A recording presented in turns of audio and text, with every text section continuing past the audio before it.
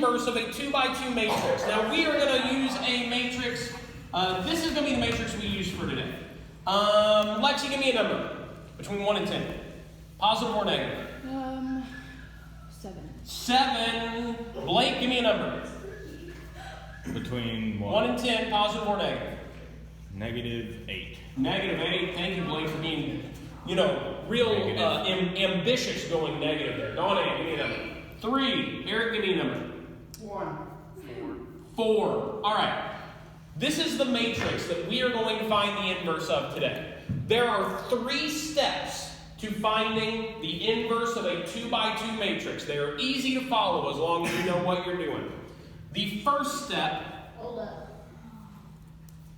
What did you get lost on, Donna? Don't call me out in the video. Sorry.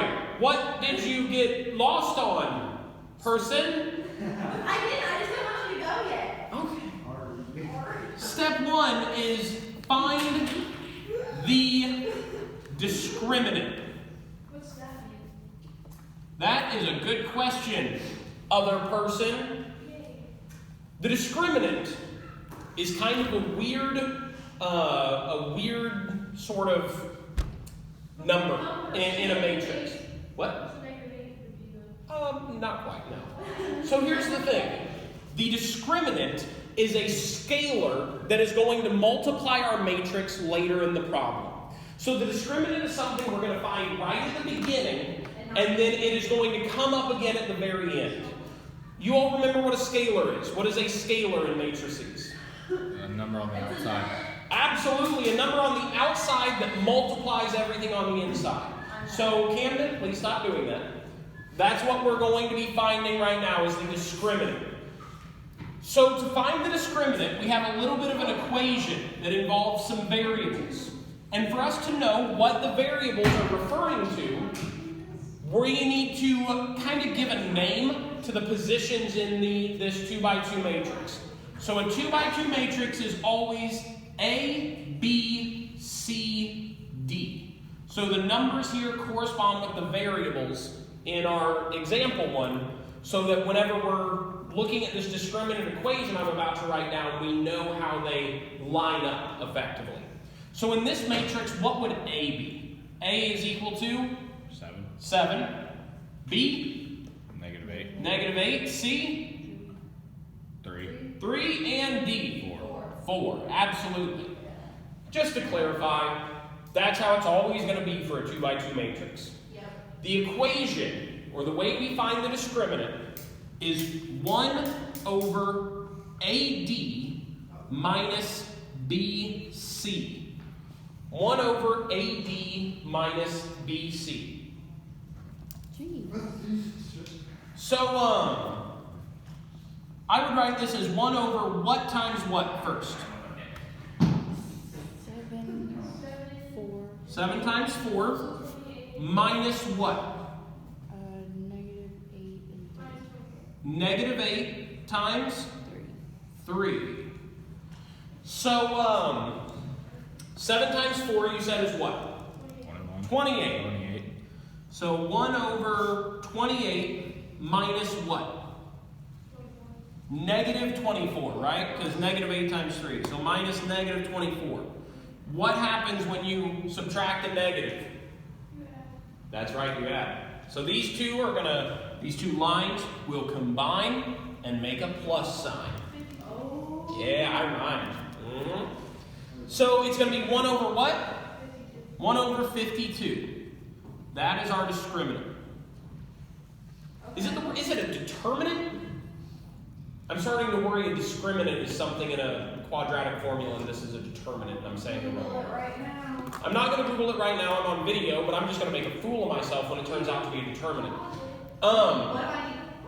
So, this number is important to us right now.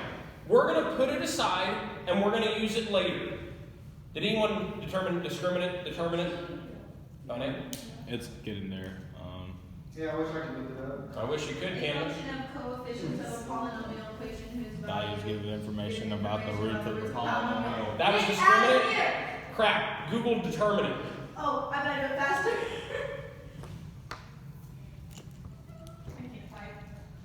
Never tell my other class this happened. I'm going to stick with discriminant to the end of things. By the additional products of the elements of a square matrix according to Crap! It's determinant? You're gonna confuse the crap out of I wrote a 10 today.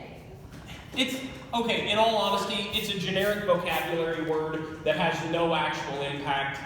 We know what we're referring to. Until So, you ask them what the determinant is. yes, I realize that, and I'm going to correct myself tomorrow, everybody. I'm now corrected on the video. No. So determinant, excuse me, I apologize, I got that off. So 1 over 52 is this number we're going to set off to the side. Another kind of FYI I want to put out there is the determinant itself is only the 52. What we always have to do is make it a scalar under 1, so it always becomes 1 over the determinant. But in all technicality, again, this is not a very important or referential information you're ever going to use, but just as because this is what I'm teaching you, the determinant itself is the denominator, but the scalar we are always using in these problems is 1 over that. So for the purposes of solving these problems, I am going to refer to the determinant as this scalar number, the 1 over 52. Anyway, we're putting that to the side for now. And moving on to step 2. Step 2 is reorganize. That's not how you spell organize. The matrix. So right now, the matrix is written in A, B, C, D format, right? The same way it started. We need to move that and make the matrix be written as D, negative B, negative C, A. Weird, I know. But in all reality, just moving a couple of numbers and not a complex process, right? Because to do this, how would my matrix now be written? What would be written right here? 4. Exactly, Lexi. 4. What would be written here? -8. Well, originally it was -8, and now I want negative of my b value. So 8. So positive 8, because the negative and the negative cancel out to make a positive 8. What's going to be right here? -3 and 7. So this is my reorganized matrix. This is the matrix I'm going to be using for the rest of the problem. This is kind of. Oh, just wait for 3x3s. They're going to be fun. Now, that's step 2. Yeah. Step 3, our final step. Multiply That by the determinant